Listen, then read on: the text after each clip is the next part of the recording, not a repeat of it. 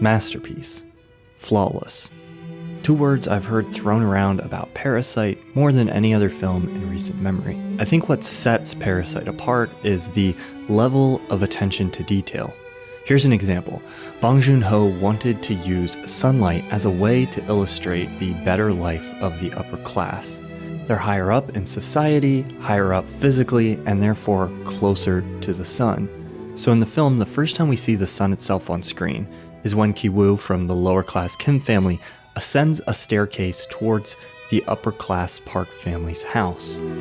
The position of the Park house set was constructed specifically with the movement and direction of the sun taken into account to make this shot possible. Parasite's set design and the way Bong Joon-ho uses visual language to construct the world that surrounds these sets is a vitally important aspect of the film's themes. Understanding how Bong Joon-ho is using set design in this film helps us understand what the film is really saying about class structure. Spoilers ahead. This video is sponsored by YouTuber Tyler Mallory. Click the link in the description to check out his channel where he does great video essays about screenwriting. Parasite is a tale of two houses, one lower class and one upper class. After watching the film, I was surprised to learn that not only was the Park family home built for the film, but so was the Kim family's semi-basement home and the entire block that surrounds it. Great design, subtle but effective use of CGI, and a reliance on natural light keeps these sets from feeling like sets. But more than just looking and feeling realistic, the details of these sets and how they're portrayed in the film plays a key role in constructing the film's themes. Each house features a prominent window. One looks out at street level, one over a manicured lawn. These windows are both slightly unusual in shape, similar to the shape of the film's own 2.39:1 aspect ratio. In a way, our screen is the window we, the audience, get to view these two houses through. And through careful cinematography, these two houses seem to face each other. This impression is created with how these windows are shown early in the film. In the beginning of the film, director Bong uses the 180-degree rule to set up a line of action between the two windows, shooting them in the same way you would shoot two characters in conversation. The Kim's window is always shot from the right side of the room, and the Park's always from the left.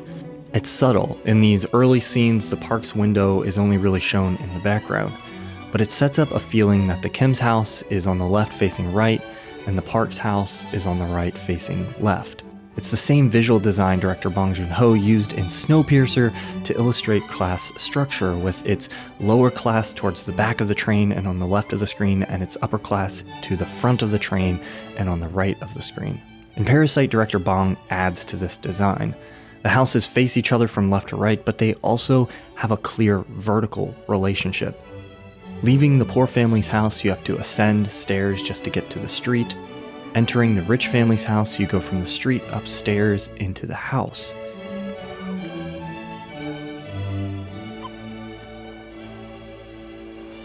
Elevation is used continuously throughout the film to almost literally illustrate on screen the class separation between these families.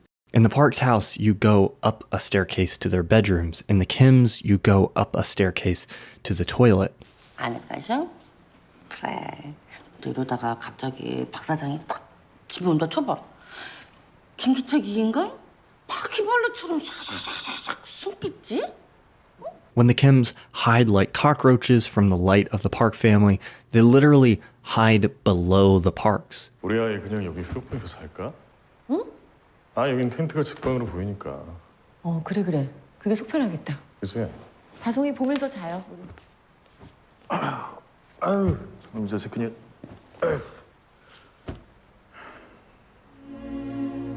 In scenes in the Kim's neighborhood, the streets behind them often seem to slope upward, giving the impression that there's always something above them. In the Park's neighborhood, the roads lead up towards the Park house or slope downward away from them. Director Bong uses descent and emphasizes the vertical distance between the classes in the two most stunning moments in the film. Throughout the film, the distance between the two houses isn't really illustrated. When the Kims walk, we don't see their journey, and when Ki-jung is driven home, we don't really get a sense of the distance or the elevation change. But when the Kims' plan goes awry, we do get to see the distance between the houses. And alongside that, we clearly see the descent. Every shot as the family runs from the Park house to their own leads them downward. Their place in the upper-class home was really just an illusion. And during this scene, we truly see and feel the sheer amount of separation vertically between the two homes.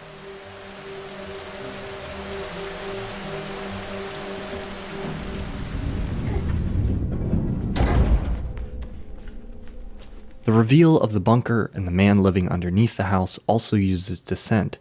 The long take as the camera careens down the stairs emphasizes the descent as much as possible.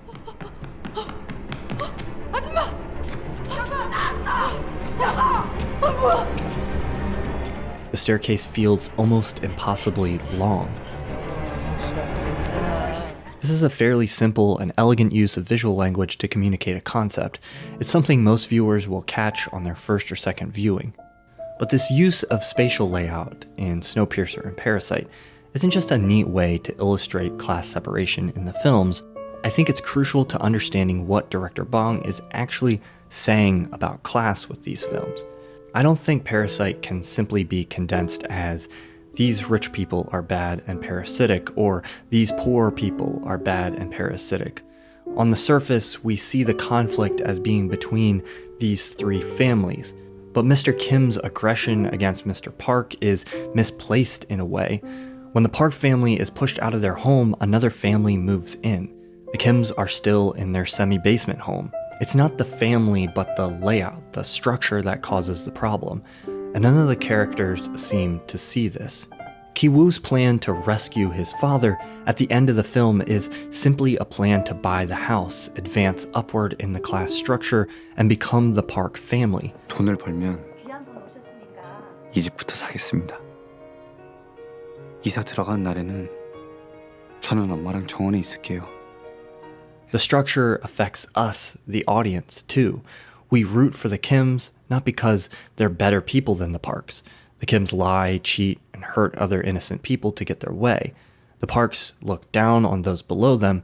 근데 냄새가 손을 넘지 냄새가. 차 뒷재료로 존나게 나는 냄새가. 뭔 냄새길래? 몰라. 아무튼 뭐 말로 설명하기 힘들고.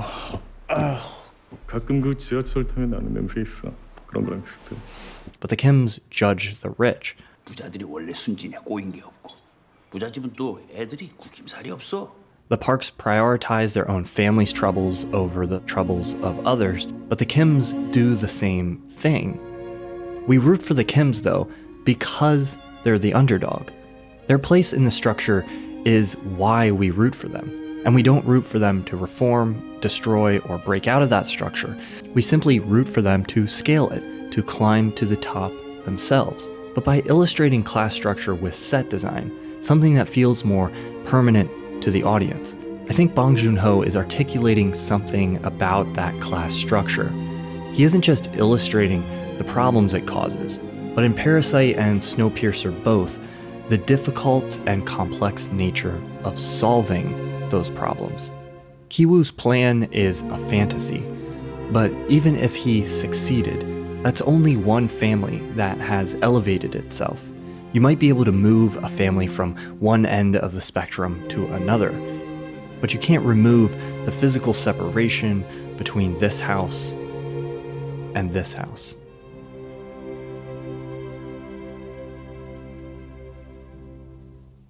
Thank you to Tyler Mowry for sponsoring this video. He does a lot of great content on his channel about screenwriting, but I want to highlight one specific video here. Recently, he made a video about writing a screenplay in 48 hours. Day 2, it's 9:02 a.m. I don't know if you can hear it in my voice, but I woke up feeling kind of sick today, but that's okay. I'm feeling energized and I'm gonna pound this out, get it done, and it'll be great. He walks you through his entire process, the struggles that he dealt with, and how he overcame them. It's a really informative and inspiring watch. Click the link in the card to check out this video, or click the link in the description to check out his channel and subscribe. I've learned a lot from his channel about screenwriting, and if you want to learn more about that, check out his videos for free on YouTube. Thank you so much for watching this video. Every month I make a bonus Patreon video. This month's video is about jump cuts in The Irishman. If you want to check that out, head over to patreon.com/thomasflight to sign up and support my channel.